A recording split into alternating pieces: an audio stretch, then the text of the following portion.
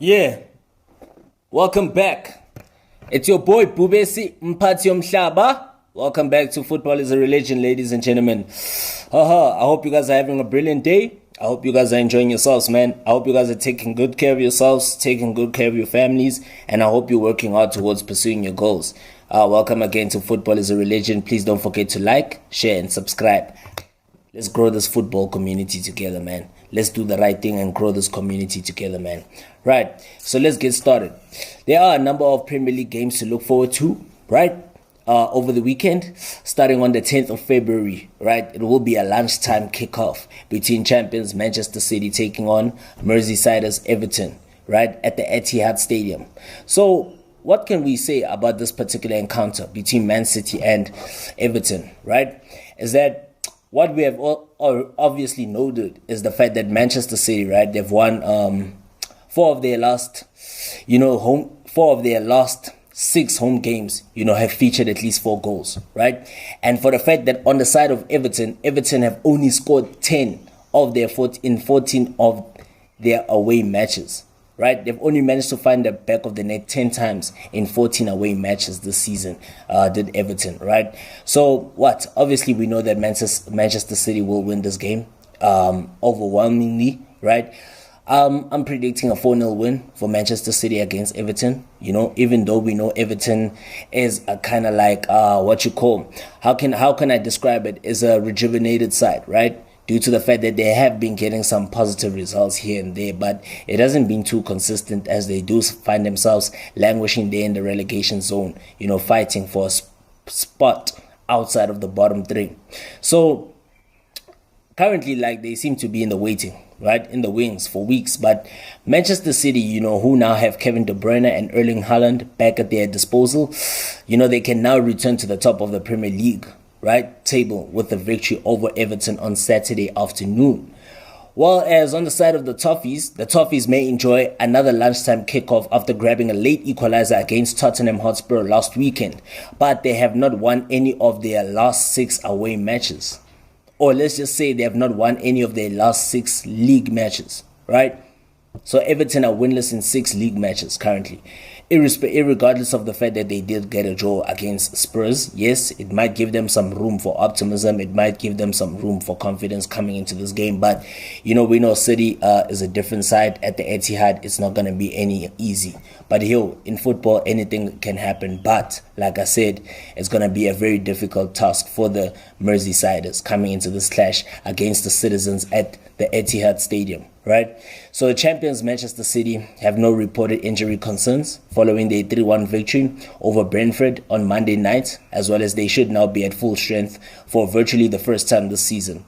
On the side of the Toffees, they hope they can boost their midfield. They will be hoping to boost that midfield, with more options, in terms of either having Abdoulaye Doucouré back from injury. Remember, Abdoulaye Doucouré was missing for Mali at the AFCON. He was supposed to be present with Mali at the AFCON, but unfortunately, due to injury, it did rule him out of the African Cup of Nations, as well as Belgian midfielder Amadou Onana may be available for the clash. Meanwhile, on the side, the Toffees will be missing Dele Alli, as well as Portuguese midfielder Andre Gomes, as they still remain sidelined. And look, man, I'm actually looking forward to a great encounter between Manchester City as well as Everton, because currently, we know that statistically, the stats are in favor of the home side coming into this one, because Manchester City have won 5 of their last 6 Premier League matches, and 3 of their last 4 matches have been decided by a 2-goal margin, right? And 4 of their last matches, 4 of their 6 home matches have featured more than 3 goals this season. So Man City obviously are coming in form. This is just resilience from the champions. We thought that the title was running away from them, right? It was slipping away, but due to the fact that Arsenal have slipped up again, like last season, even Tottenham have slipped off the pace as well recently, Liverpool as well, with that defeat at their Emirates, right? It has actually opened up the Premier League title chase once again, right? And you look at the fact that they've been more than 2 goals in 7 of their last 9 meetings of these two sides, right? While Everton have actually kept just 2 clean sheets in their last 20 matches against City. You understand? So it shows that, defensively, Everton really need to work on a lot, right? They've got a lot of work to do. You understand? And the fact that they've only scored 10 of their last 14 in their last 14 away matches leaves, a lot of question marks to be asked, because it shows that, goal scoring wise, they're just not clinical in front of goal, because that's a very bad record for a team that really wants to cement their status in the Premier League next season. They should be doing better than that. They need to really sharpen up their scoring boots, away from home, because it cannot be for the fact that they're only having their home form is often decent, but I guess in the Premier League, you also need to make sure you have a solid away record, because look, if I look at this particular encounter between City as well as Everton, right, the signs are beginning to actually look obvious for the rest of the Premier League now. As treble winners City, they have all their star players back and fit, right? And Everton could be the latest team to feel the wrath of the champions at the Etihad on Saturday, right? And remember again, the Toffees earned a draw from a spirited display against Tottenham Hotspur last week, with the redemption of Richarlison actually netting a brace against his former club, coming from behind twice to actually grab a 2-2 draw, with an injury time equalizer. But, unfortunately, this one looks like a different kettle of fish, right? Because particularly they have failed to actually win any of their last 6 matches in the league. And while City, meanwhile, City have been quietly going about their business, and with Kevin De Bruyne and Haaland both fit, they look a formidable force for the rest of the campaign. And De Bruyne was inspired in aiding the midfield colleague Phil Foden, to help himself to a hat-trick in Monday's victory away at Brentford. While it will surely, be only a matter of time before Haaland is back, to marauding best after a spell on the sidelines, and I think that will be a serious mountain to climb for Everton, because remember, City have also proved that in their last home game that against Burnley, that they can take their eye off the ball when the job is done and concede, but it should not be forgotten that the home side, set the ball rolling at Brentford. However, you can actually look at the fact that their ability up front is second to none, and they will eventually continue, to go for the jugular. However, many goals, they go into the lead, while Everton could contribute to the final scoreline. We don't know, but we hope to see that, right? We hope to see a competitive encounter, although we see City, being the outright dominators of the game, because we do expect City to win the game. I expect City to win by 4-0. I'm going with Manchester City 4-0, straight up. Mention your own predictions, ladies and gentlemen. We'll be in touch pretty soon. Cheers, man.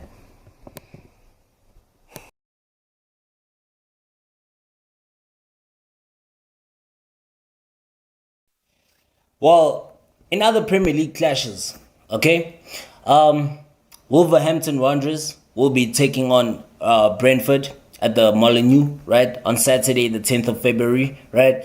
So Wolverhampton Wanderers, will be back at the Molineux on Saturday afternoon, the 10th of February, as they will face Brentford for the 4th time this season. Just 6 days, from their impressive display away at Stamford Bridge, where Gary O'Neill's side put Chelsea, put 4 past Chelsea, actually putting, ripping Chelsea with the sword, right? And based on that particular performance, when I think of O'Neill's squad, right, they will be heading back to the Molineux, off the back of one of their most comprehensive away performances on the season, after comfortably beating Chelsea, to move ahead of the Blues in the Premier League standings, right? So with no injuries affecting the side of his small squad, O'Neill, will be pleased to actually see his side continue to expand in terms of size, with players returning from international duty. The latest being Babuka Traore, as well as He Shang Wang. The Malian midfielder headed back from the African nations after their quarterfinal exit, as well as Hwang, their top goal scorer. He remains Wolves' top goal scorer this season, despite the fact that he spent last month away, at the Asian Cup with South Korea, and he's also said to be back with the squad on Saturday, following his semi-final defeat to Jordan. That was actually a shock defeat for South Korea against Jordan on Tuesday, right? So what we can actually say for the away team, Brentford, they will be aiming to get their first away win, at Wolves on Saturday, after their previous 3 attempts came up short. But, Thomas Frank's men, they will, continue without several key men. Remember, Yohan Wissa, he's still on international duty with the Democratic Republic of Congo, as well as Frank Onyeka is still on international duty in the semi with Nigeria, who will be playing the next day in the final against the host Cote d'Ivoire. And the Democratic Republic of Congo will be taking on South Africa in the fourth place playoff on Saturday, the 10th of February, basically the same day as their clash against, Wolverhampton Wanderers at the Molineux Stadium.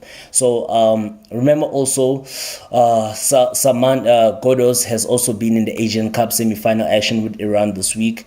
And on the injury front, Brian Mbuemo is expected to be out up until March, while Rico Henry's season was cut short in September when he sustained an ACL rupture.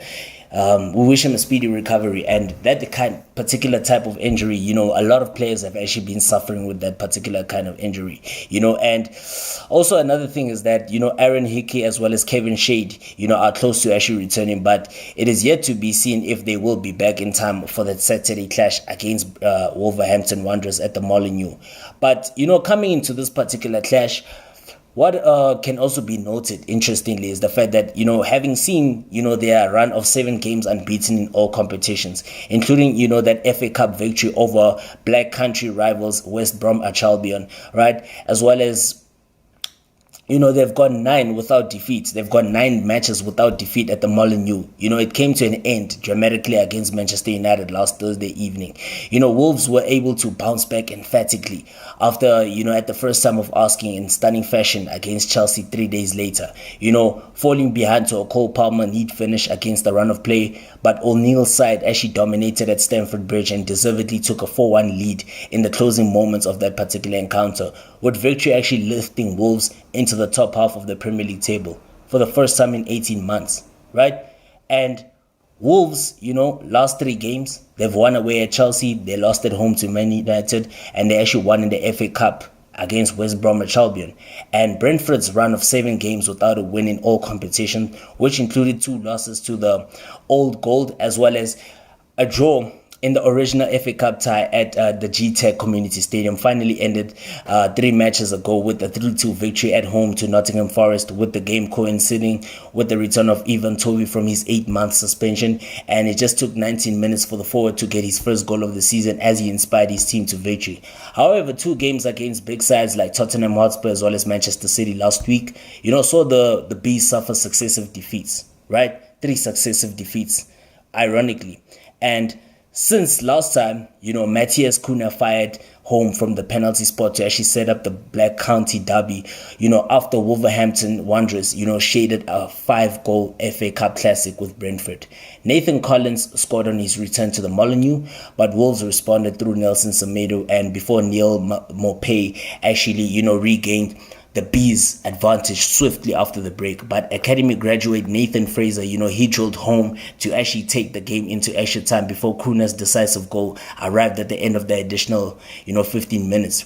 And ahead of this particular clash, since their last meeting in January, O'Neill has seen several of his internationals return to the squad, with Ryan At-Nouri as well as Jaco Gomez playing pivotal role in the win, against Chelsea at Stamford Bridge on Sunday, as did Mario Lamina, Craig Dawson, who also came back into the team after a compassionate leave and injury respectively.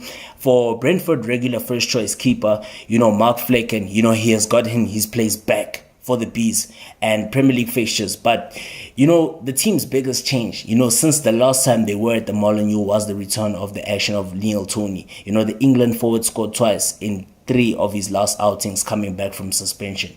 So it will be an interesting encounter between Wolverhampton Wanderers as well as Brentford. And I don't think you guys would want to miss out on this one.